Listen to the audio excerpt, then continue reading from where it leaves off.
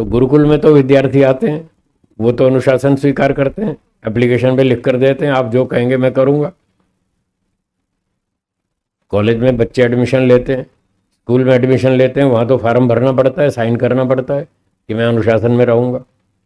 अब घर में तो ऐसा नहीं लिखते ना, कोई फार्म तो भरवाते नहीं पति पत्नी आपस में। पत्नी ये फार्म भरती है कि मैं आपके अनुशासन में रहूंगी। बच्चे कोई ऐसा फार्म भरते हैं क्या माता पिता के सामने कि हम आपके अनुशासन में चलेंगे? फार्म तो भरते नहीं, वहां तो वो अपनी मनमानी करते हैं। इसलिए घर में वो दंड व्यवस्था लागू हो नहीं पाती। कुछ कुछ लोग मजबूत होते हैं, वो लागू कर देते हैं बच्चों पर, दंड लागू कर देते हैं, तो वो बच्चे भी अच्छे बन जाते हैं, दंड के कारण वो सुधर जाते हैं। पर ये दंड जो लागू होता है ये छोटी उम्र से लागू होता है। 2-3 साल से, 4 साल से, 5 साल की उम्र से दंड व्यवस्था लागू हो जाती है, तो फिर बच्चे उसी ढर्रे में चलते हैं, अनुशासन में चलते हैं। अब 15 साल की उम्र तक तो आपने बच्चों पे कोई ध्यान दिया नहीं, भाई अभी इनकी ट्यूशन चल रही है, इनको पढ़ने जाना है, इनको गेम्स में जाना है, इसको स्विमिंग में जाना है, तो इनको छेड़ो मत, इनको स्कूल जाना है, इनको जो करते हैं करने दो। अब वो 15-16 साल के हो गए, अब आप कहते हैं चलो आर्य समाज में, चलो सत्संग में, चलो हवन करो। अब क्यों करेंगे वो? अब नहीं करेंगे। और अब आप उन पे दंड भी नहीं लगा सकते। दंड लगाएंगे तो वो विरोधी हो जाएंगे आपके। तो जो बच्चों को आप सिखाना चाहते हैं वो शुरू से सिखाना चाहिए, 2-3 साल की उम्र से। और सिखाने का सबसे बढ़िया तरीका है कि माता पिता पहले उस काम को खुद करें। माता पिता स्वयं उस कार्य को करें तो बच्चे उनको देखेंगे, तो फटाफट सीख जाएंगे। छोटे बच्चे जो हैं वो नकलची होते हैं, नकल करते हैं देख के फटाफट। ये बच्चों का मनोविज्ञान। आप जो क्रिया करेंगे आपके बच्चे वही करेंगे, आपकी नकल करेंगे। तो ये सिखाने का तरीका है। एक विद्वान थे मनोविज्ञान के, वो कहते थे कि माता पिता जो काम करते हैं, जीवन में जो आचरण करते हैं, उनके बच्चे माता पिता के आचरण में से 80% बातें सीखते हैं। कितने परसेंट? 80% उनके आचरण में से सीखते हैं, जो माता पिता प्रैक्टिकल आचरण करते हैं। और 20% वो उनके बताने से सीखते हैं, बातों से, बेटा ऐसा मत करो, ऐसा करो। बताने से 20% और आचरण से 80%। अर्थात कान से सुन सुनकर 20%, आंख से देख देख कर 80%, ऐसा वो बताते थे। तो इसलिए जो भी आप बच्चों को सिखाना चाहते हैं वो पहले खुद आचरण करें, वो देखेंगे अपनी आंख से और फटाफट सीख जाएंगे, फिर ज़्यादा समस्या नहीं आएगी। और पूर्व जन्म के संस्कारों के कारण जहाँ कहीं बच्चे गड़बड़ करते हैं, माता पिता ने कहा बेटा ये काम कर लो, वो कहता मैं नहीं करूँगा, मुझे अच्छा नहीं लगता, तो वहाँ फिर उनको दंड व्यवस्था लागू करके ज़बरदस्ती करवाना चाहिए।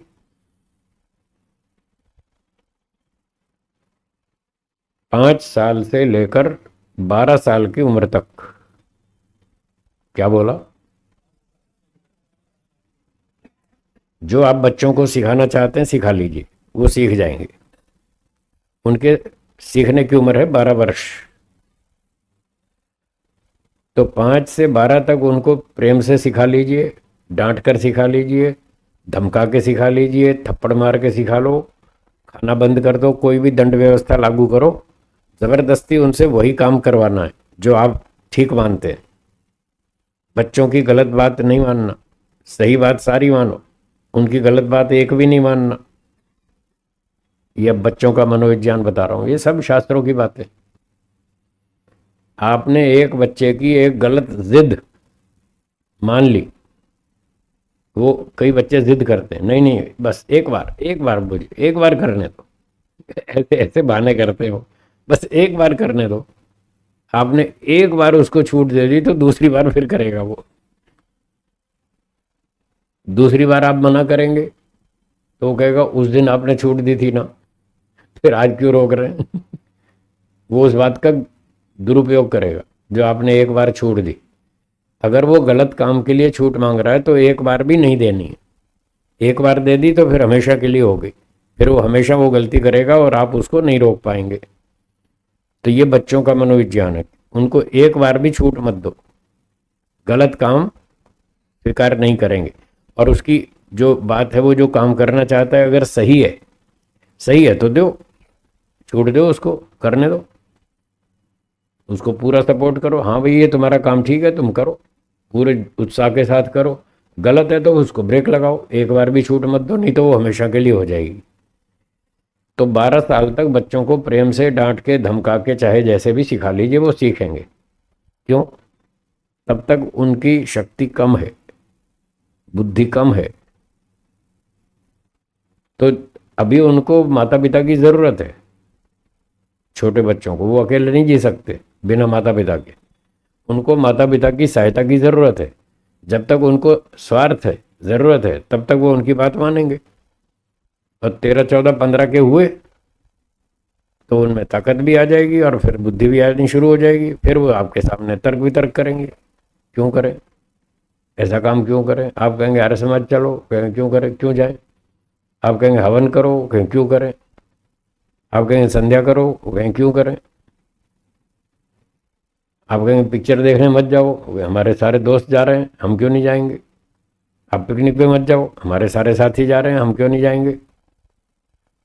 तो उसके बाद फिर वो तर्क वितर्क करेंगे और फिर कंट्रोल में आना कठिन हो जाएगा।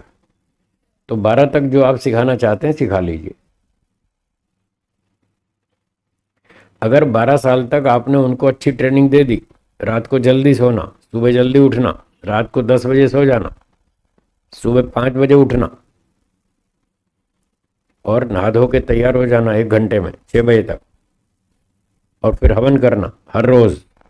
जो हवन नहीं करेगा उसको दंड। क्या दंड? नाश्ता नहीं मिलेगा। जो हवन नहीं करेगा सुबह उसको नाश्ता नहीं देंगे। बचपन से लगाओ नियम, देखो फटाफट करेंगे सब बच्चे। फिर ऐसे ही शाम को जो संध्या नहीं करेगा उसको रात का खाना नहीं मिलेगा। ज्यादा उधम मचाएगा उसका टीवी बंद कर देंगे, टीवी कार्टून पिक्चर बंद, मिठाई बंद, खिलौने बंद, गार्डन की सैर बंद। दंड लगाओ, देखो सुधर जाएंगे, सारे सीधे हो जाएंगे। तो इस तरह से उनको दंड व्यवस्था लागू करें, दंड के बिना कोई सुधरता नहीं। विदेशों में ये समस्या है, वो कहते हैं नहीं बच्चों को दंड मत दो। वहां पर बच्चों को दंड देना मना है, विदेशों में, अमेरिका आदि देशों में। हमने सुना वहां पर कहते हैं अगर 10 साल के बच्चे को बाप थप्पड़ मार दे तो उसको जेल हो जाती है। उसके पड़ोसी फोन कर देते हैं पुलिस में और कहते हैं वायलेंस वायलेंस, हमारे यहाँ वायलेंस हो रही है, जल्दी आओ। पुलिस आती है, उसको बाप को पकड़ के ले जाती है। तो वो सिद्धांत गलत है। अगर बच्चे को दंड नहीं देना तो बड़े को क्यों देना? बताइए, बच्चे को दंड नहीं देना तो बड़े को दंड क्यों देना? वो कहते हैं जी बड़े को दंड नहीं देंगे तो वो बिगड़ेगा। तो यही बात बच्चे पर भी लागू होती है, बच्चे को नहीं देंगे वो भी तो बिगड़ेगा। दंड के स्वरूप अलग अलग हो सकते हैं, दंड का प्रकार अलग हो सकता है, दंड की मात्रा कम अधिक हो सकती है, पर यह थोड़ी है कि दंड नहीं देना। दंड नहीं देना इसीलिए तो बिगड़े लोग। अब देख लो भारत में जब तक ये कैमरे नहीं लगे थे लाल बत्ती पर चौराहे पर, तब तक लोग कहाँ रुकते थे, ऐसे निकल जाते थे लाल बत्ती पे। अब कैमरे लग गए तो रुकने लग गए, दंड लागू हुआ तो सीधे हो गए ना। तो ये सिद्धांत है दुनिया में, दंड के बिना कोई नहीं सुधरता, चाहे बच्चा हो, जवान हो, बूढ़ा हो, कोई भी हो।